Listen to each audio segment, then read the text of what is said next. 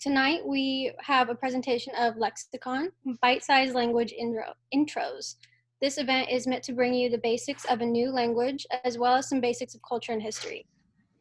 Tonight's language will be French and brought to us by Donnie Hughes. Donnie he teaches middle school French in the North Kansas City School District, where he was recently nominated to be department head. He obtained his first master's in teaching English to speakers of other languages at Missouri Western before earning a second master's obtained in Angers. Did I say that right? Angers, yeah. Angers, France, through the University of Southern Oregon in teaching French. So thank you so much for being with us tonight. Yeah, no problem. I really appreciate being here. Okay. Let's see. Would you like me to go ahead and share my screen with everybody? Sure. Okay. Awesome. All right. Is everybody seeing that all right? Okay, awesome. Okay.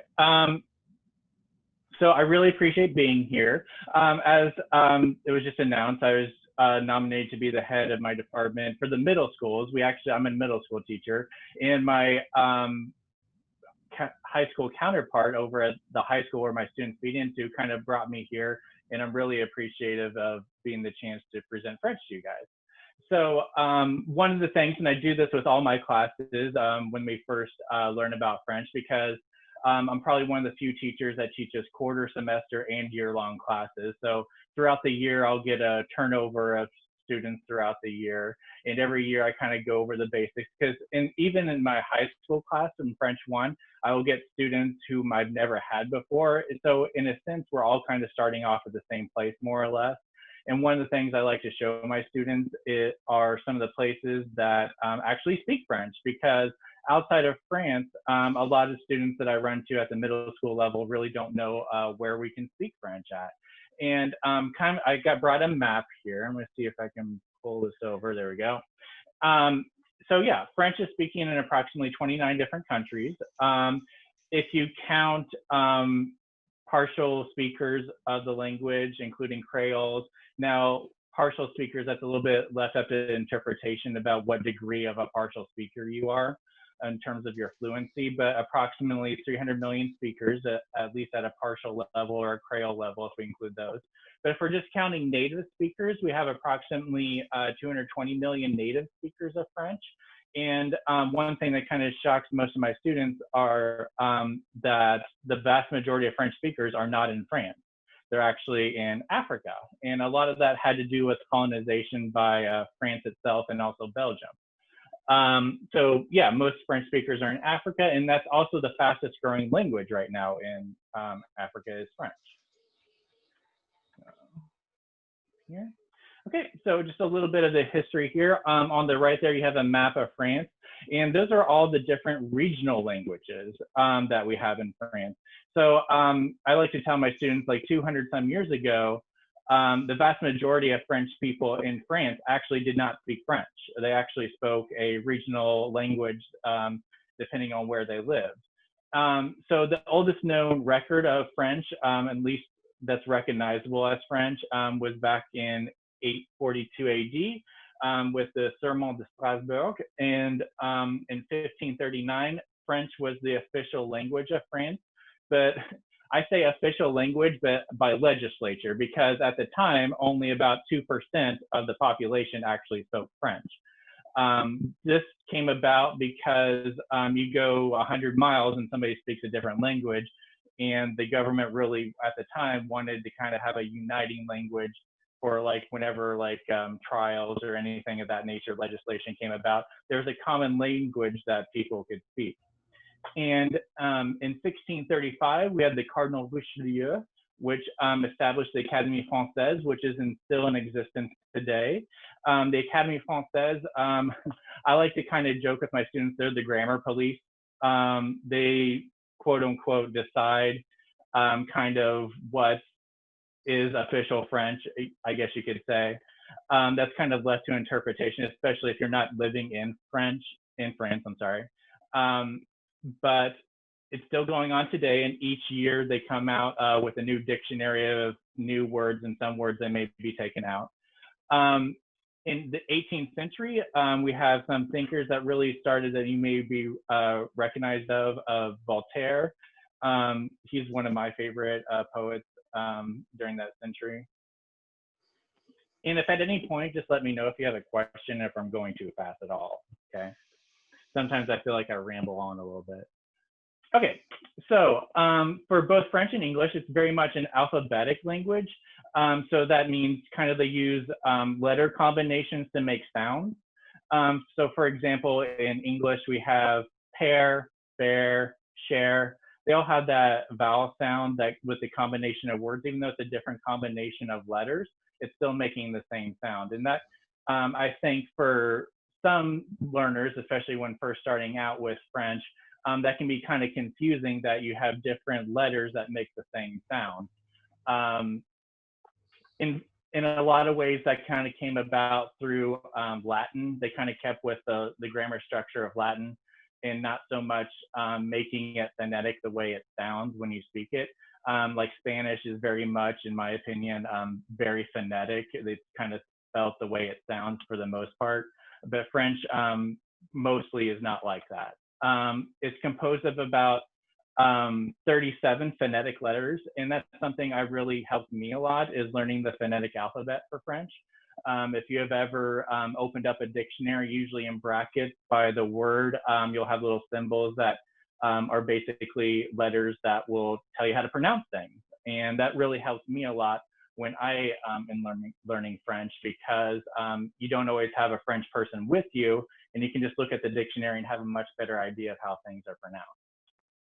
So, pronouns.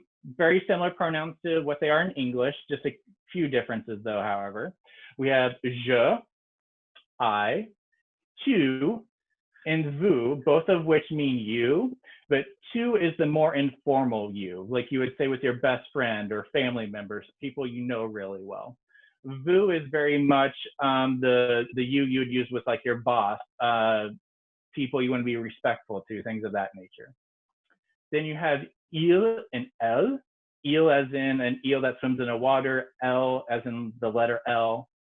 And you have il and L over here, which kind of confuses my students when they hear it for the first time, because even though the spelling is different, it's pronounced the same, okay?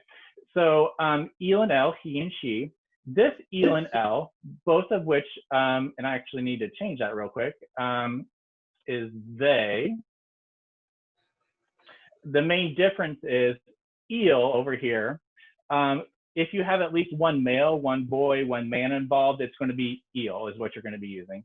However, L, if you're with a group, if you're talking about a group of people, it can only be women. Okay, so only girls, women. If there's at least one boy involved, you could have 100 girls in one room, but if there's at least one boy involved, you're going to use il instead. Okay, then we have nous, which is we. Okay. All right, verbs in French. So action words, which are verbs. All French verbs, and this is one of the few exceptions where there is no exception. I always tell my students that rules in most languages are more like guidelines. There's almost always an exception. This is one of the few instances where there is no exception. So French verbs either end in ER, IR, or RE. Some tenses, such as the present, are as simple as changing the last couple letters and adding the corresponding endings depending on who it is you're talking about. So one of these pronouns, depending on which pronoun you use, will depend on the endings. Now, there's always verbs that are irregular and don't follow those rules, but that's kind of, again, kind of general guidelines. Other verbs when in other tenses, when you're talking in the past tense by chance, you're going to need a helper verb to kind of talk in the past tense. And those two verbs are either to have or to be, être or avoir. All right. So piggybacking off of verb endings. And also I put these in the order, these verbs right here, in the order in which I feel like they're the easiest. So I tell my students, we always start off with ER verbs because they're the least irregular. There are fewer verbs that have irregularities.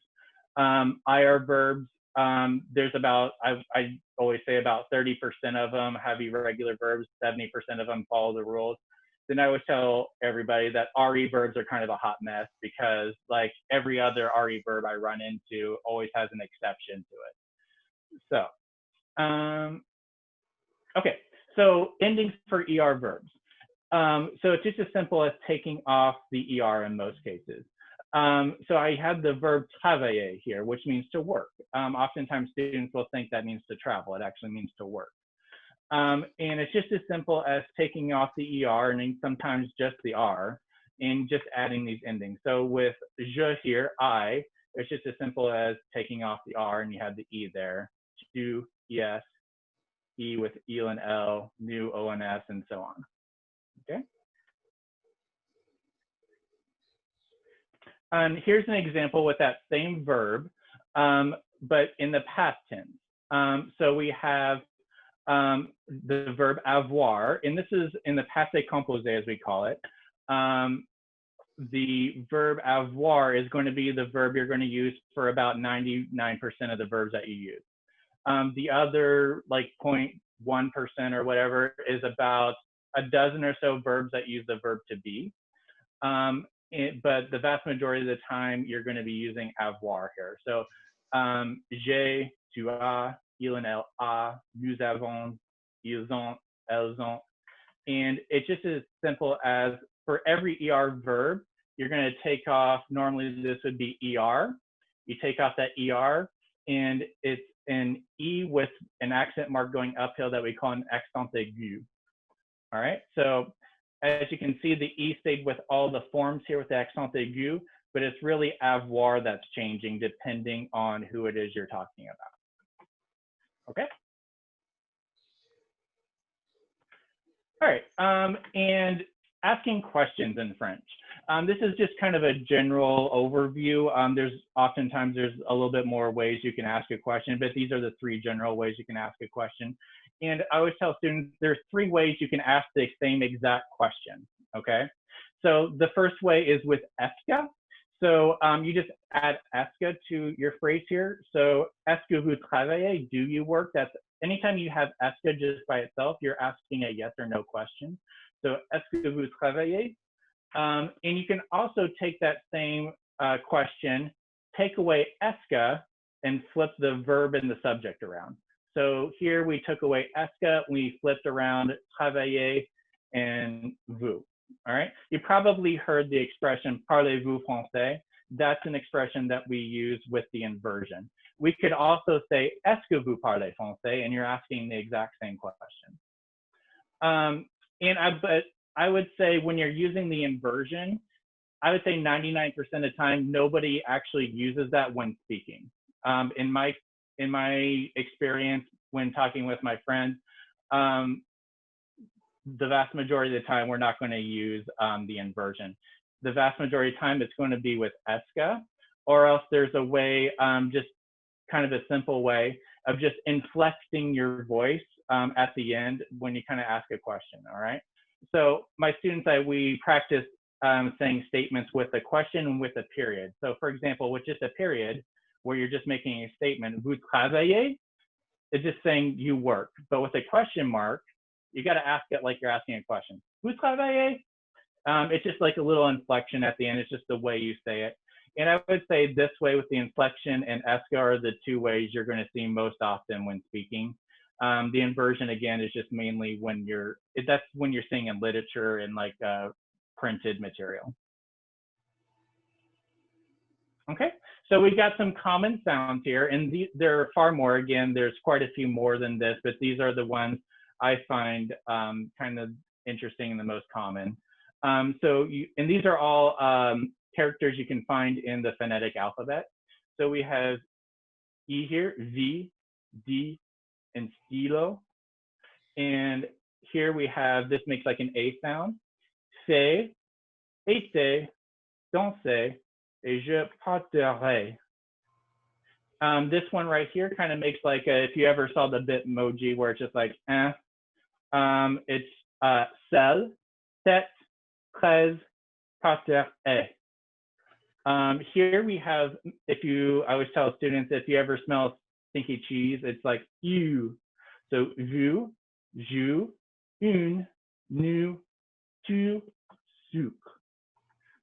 And these two right here phonetically are, in my opinion, just maybe because I'm not a native speaker, sound almost identical to me. So vol, sol, professeur. And here we have le, the, f, and uf. And right here, our last one, du, vous, ou, and nu. And phonetically, I have a good example of how sometimes this can be really tricky when pronouncing things. So we have you over here and oo over here. And we have two really good examples of this where there's just one letter difference when you spell it, but they mean totally opposite things. So au-dessus means like above, like something is above. Below, au-dessous is below. So especially if you're a beginner speaker, sometimes you just kind of got to use your hands and like kind of like below, above, because au-dessous and au-dessus sound almost identical when I was first starting out. And it's kind of one of those things where like if you mispronounce it, it means the total opposite of what you mean. Okay, so nasal vowels. In a lot of situations, French is very much so a nasal language. So we have un, like gain, vin, pain, impatient. And un, parfum, and chacun, long, long, and pont. And the A sound, enfant, dans, long, and chambre. All right, and those are kind of the basic sounds there that I found to be the most common ones.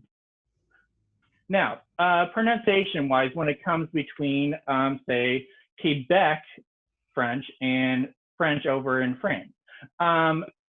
Quebec French is very much so, in a lot of ways, an older French. Just because when the French came over to that part of North America, eventually after the 7 Years' War, they kind of really lost contact with France over in Europe. And back at that time, that was before internet, before, you know, you had to mail a letter and it may be months before you get to somebody over in France. And a lot of the words, some of the structure kind of just stuck while France continued to evolve with the language through time, but Quebec in a lot of ways just kind of stuck with the old ways of saying things. And because French over in Quebec, the Quebecois, as we call them, are very much so, they very much guard their language.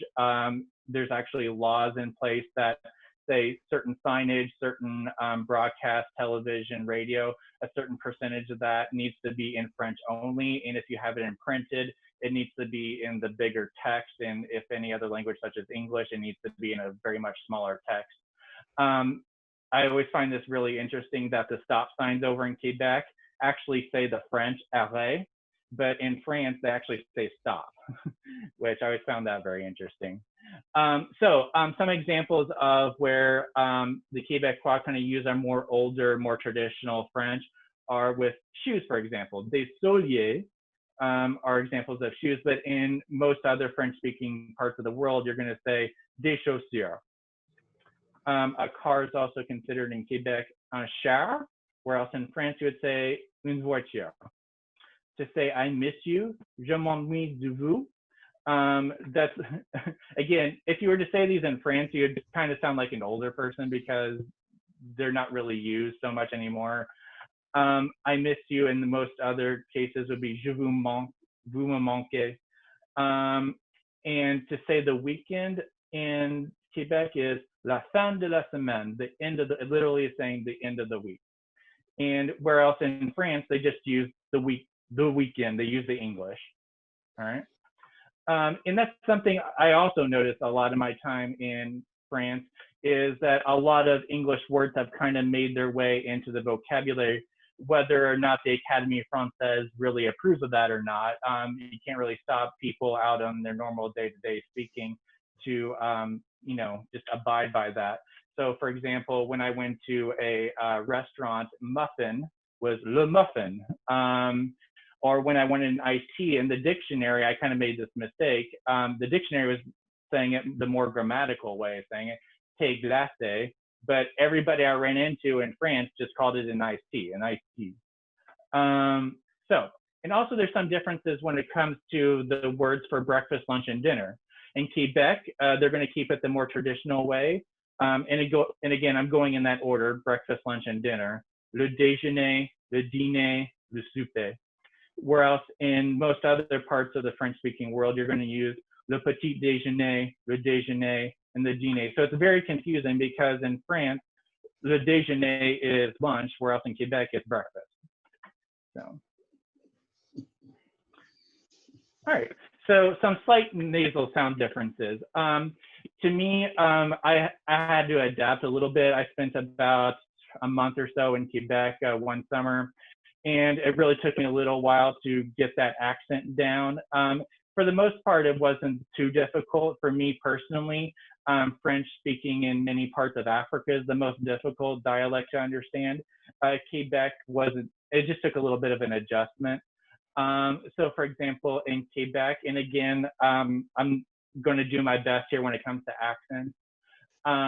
So quand, which means when, is going to be in Quebec more like quand, whereas in French would be like quand. And for fête, which is a party, it's going to be like fête, whereas in France it's going to be fête. And I always thought it was really funny because oftentimes TV shows over in Quebec will be shown over in France, but with subtitles, because oftentimes even the French can't even understand the French spoken over in Quebec, which I find that kind of funny. So how did French get over into Quebec in Canada? Well, that came about when Jacques Cartier discovered quote unquote New France over in 1534. Then Samuel de Champlain in 1608 established the first French colony. And one of my favorite dishes, which I actually took this picture, there's this French restaurant in Montreal called La Banquise that pretty much just sells poutine. Any variety of poutine you can think of under the sun, they have it. If you ever go to Montreal, I highly suggest you go there and bring cash because they don't accept credit cards. I found that out pretty fast. About 1760, after the 7 Years' War, when France kind of lost control to the British, that's about when Quebec kind of lost ties with most of Europe for a period of time. And that's why you kind of hear that dialect that you still hear today. So Canada today, just a little bit of a history. In 1931, Canada became independent from UK. It still has some ties with the UK. I mean, they still have the Queen of England printed on their money. And many of the French, I'm sorry, not the French military, the Canadian military still pledges their allegiance to the Queen. And many of the Quebecois, for instance, there's actually a vote a while ago, I think, that they wanted to possibly become their own country because very much so the French-speaking part of Canada kind of has their own identity, and they're very resistant to the idea of assimilating to the English language. So the law of C-120 in 1969, that established that French and English was the official language and of Canada. And the Charte de la langue française became the official language of Quebec in 1977. Okay, so we talked about Canada there. So l'Afrique, I will admit, Africa is probably, in terms of my knowledge of French culture, probably something I'm the least strong at. But some general knowledge that I know, most of the colonization came from France and Belgium. France, for the most part, occupied most of the northern areas of Africa, whereas Belgium was more of the central areas, such as the Congo. In some of the cultural differences between many parts of French-speaking Africa is the use of vous and tu. If you remember, vous and tu both mean you, vous being the more formal version and tu being the more informal version. In Senegal, for example, nobody uses vous. Everybody's just referred to as tu. And in some cases, there's a movie actually called Entre les Murs, Between the Walls, where a few African students have and their families have immigrated into a French society over in France. And one of the students, a middle school student, used the tu with their professor. And that in some cases just doesn't fly when you're using the tu. Your tu is only like for your friend, but like referring to a professor or a teacher with tu is kind of a sign of disrespect. And sometimes there's some cultural difference there because through that student's life, vous was just never used, so he didn't know the difference. And in some cases, there's some word difference. You have présentement, which in standard French, that means like at the moment, but in many countries in Africa, that means more like matter of the fact. All right. And finally, we have some cultural things. Here you have a map of what I call la bise, which in many cases when you greet somebody, especially a man and a woman or two women, will greet each other with a kiss. In some instances, two men will just like a handshake. But it's very common to have la bise, which is a kiss on the cheek. And depending on the region of France that you're in, it may be a kiss on one side, on each side, or you may have to go back 4 times. So this kind of shows you 1, 2, 3, 4, 1, 2, 3, 4, kind of like the different parts of France where like it depends on how many kisses you give somebody. And it's usually a kiss more off to the side and you touch cheeks. It's not really, your lips don't really touch. In Switzerland and Belgium, some differences. In France, you have to do a little bit of math for the numbers 70, 80s, and 90s.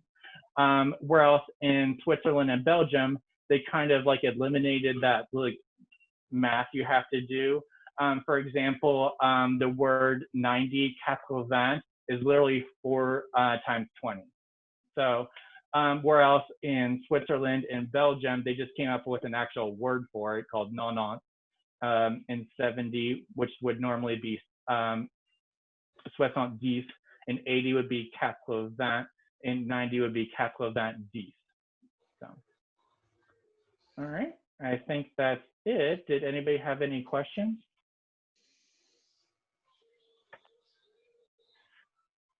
Yeah, hi. Thank you so much for the presentation. I was curious, I spent some time in France and I noticed that, or I was told that which side you start la bise on also varies from region to region. So going for like the left cheek and the right cheek. Could you talk a bit about that if you know anything? I'm just curious. Yeah, I mainly stayed, let's see, mostly on it would be the western side of France and the Alps. The region I'm not as familiar with is the area by Strasbourg, which is the northeast region. But I would say definitely in the southern part near the border between Spain and France. I only had like one person like one kiss off to the left. And whereas like when I'm more like in metropolitan Paris, it's very much just the standard 1, 2, left, right kiss. And I think the vast majority of the regions, the experience that I had is just left, right. Down in the Marseille region, you have like that which is very weird to me to have like an odd number of kisses, like 1, 2, then back again one more time in Marseille. Yeah, I did have a couple people give me a third kiss on the left, which to me that's weird because then I'm expecting it again on the right.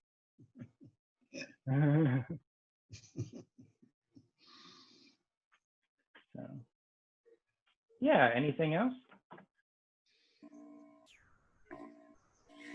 Hi, thank you for your presentation. Yeah, no problem.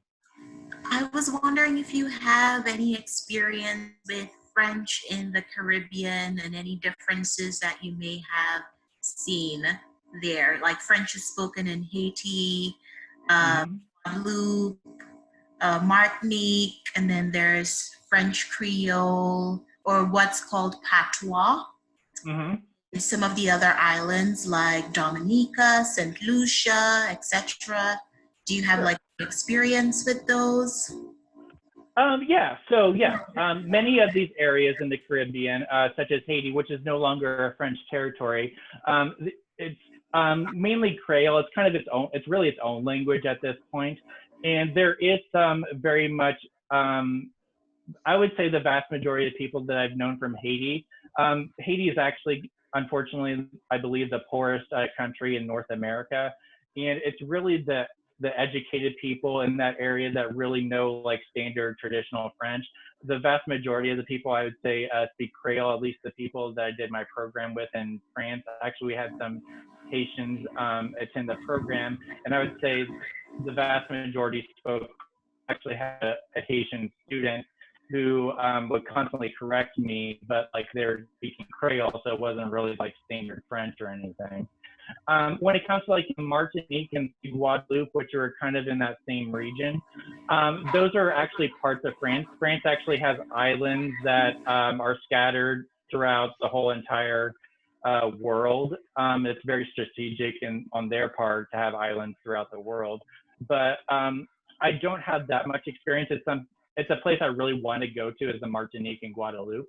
But it's kind of ironic that relatively speaking to mainland France, it's actually fairly close to the United States, but it's actually kind of a hassle to get there directly from the United States. In some cases, when I'm looking for flights, you have to go through like Miami, then to Montreal, the Martinique to actually get there. So the only reason I haven't been there is because they kind of made it with the flight rather difficult to fly there. Yes. Mm-hmm. Okay, thank you. Donald, on your map, it looks like what to me looks like Thailand is in the brown color. Is that really Thailand that speaks French? Okay, so yeah, I'm glad you brought that up. Over here, you got a little part of, these are mainly Cambodia, Vietnam, and Laos. Those countries there, and they're part of Indochine. It's actually, there's this movie called Indochine. It's an older film that kind of speaks to that. Back in the 50s, 60s, that's about when they became more sovereign. This used to be a French territory up until about the 50s and 60s. I would say this is a little deceiving. I'm glad you brought this up. I would say most of Eastern Europe here that's highlighted in orange, and this area over here in Asia, those are areas that are they're part of what we call the Francophonie, which is an organization that kind of helps the spread of French, if you will, the promotion of French. And some countries can sign up to it, even if like they only have like less than like 1% of the population speak French. So you got like Vietnam, Cambodia, Laos here. I would say you'd be actually really hard pressed to find French speakers, but it is, I believe, still part of their legislature from colonization to be part of the Francophonie. But in real life, in real world experience, I would assume you'd have a really difficult time finding a French speaker. In the Netherlands and some of the countries around that area, they will speak 4, 5, 6 languages. But would French be one of them? Yeah, I'm glad you brought that up because just to the south of Belgium, I found there's really a dividing line in Belgium. To the north, you have Néerlandais. I'm thinking of the French and Dutch. And there really is a dividing line between Dutch and French. For instance, if you go to the south, over in Bruges, you'll have everything Dutch. I'm sorry, yeah, Bruges is kind of like on the dividing line, but everything's in Dutch. But if you go a little farther south, everything will be in French. And I thought it was very weird in a country that's a bilingual country, and really, relatively speaking, not the biggest country in the world, I would assume that my French would at least get me by in Belgium, even in the Dutch speaking part. But I found in my experience when I tried to talk to people, like the vast majority of the people in the north in Belgium had little experience with French, even though to the south, everybody speaks French. But yeah, it's just one of the things.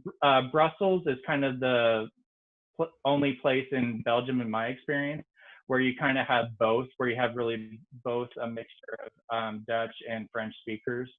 There's very much a linguistic dividing line. Even when I was on the train going from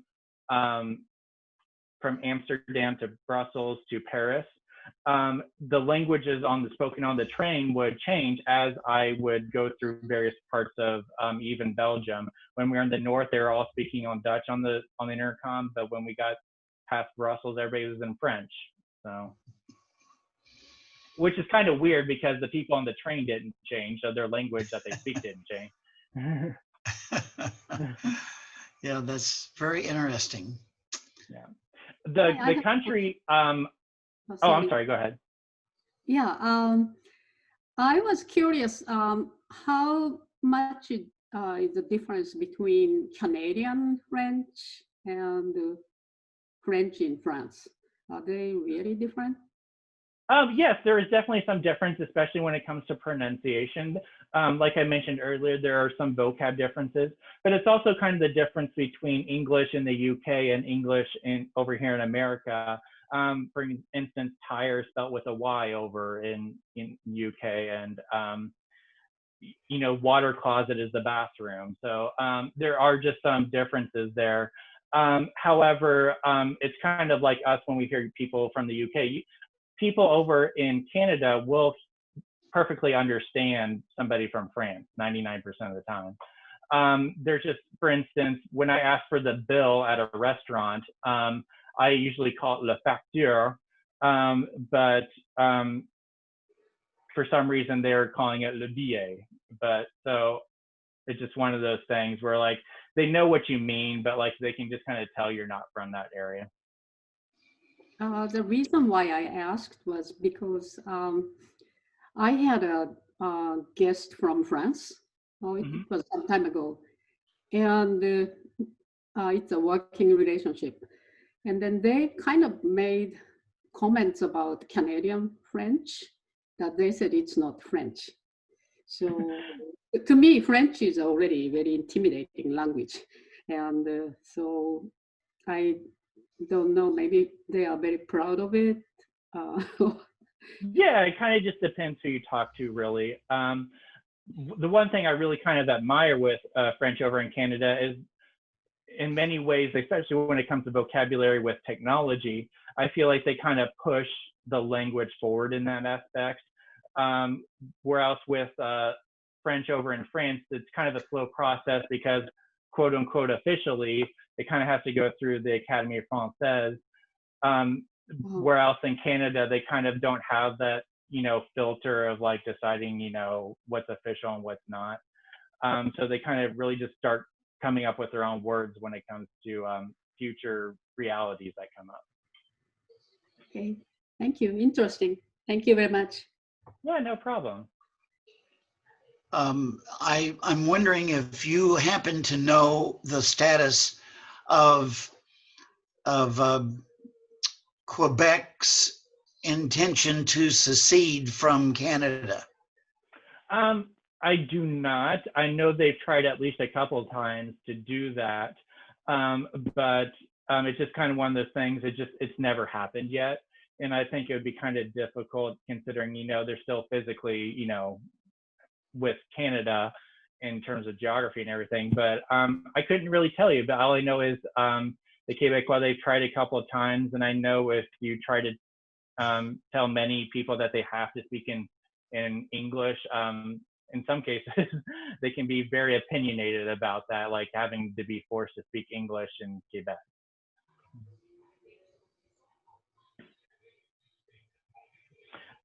In my opinion, I kind of touched on this earlier, the country that I really appreciate French culture the most is in Switzerland. Just because it's, to me, a country, it has 4 official languages. but very much they coexist with one another. They have these cantons, which are kind of like counties, that each county or canton has their official like language. In some cases, they're bilingual. Switzerland to me is very much a country that really coexists well with its four languages: French, German, Italian, and Romanish. And as I was traveling through Switzerland and the Alps and everything, it's just everything is all in the 3 or 4 different languages. And I really felt like even if I was in the German part of Switzerland, which is about 60% of Switzerland, I could still find somebody that had a certain degree level of French, or else there's nothing stopping somebody from like the French speaking part of Switzerland to going over to the German or the Italian part. So you're always going to find this mixture of like at least the 3 or 4 different languages. A friend of mine who is from Lebanon, he was telling me that in school, from the early school years, you basically have to decide for your second language either to be English or French. And so a lot of the people in Lebanon will speak French, and some speak English as well, obviously Arabic, but I thought that was rather interesting. Yeah, and I think that becomes part of, I believe that France has a fairly decent military presence in that part of the world. And I've noticed just from pictures and stuff of official buildings in Lebanon that oftentimes there will be in French. Even like the airport, I believe, has the name of the airport in French down below the main title. But yeah, that's interesting. I believe, if I'm correct, that French is the language that is the second most learned second language that people learn. So after English, French is the language that people learn the most as a second language. So it would be Arabic #1, and then English, and then French. Yeah, I mean, I can't speak for Lebanon because I don't have as much that experience in that area. I just know just from reading text and seeing pictures of the buildings and things that I have definitely seen French used in that part of the world. To what degree that is, I'm just not as familiar with that part of the world. Mm-hmm.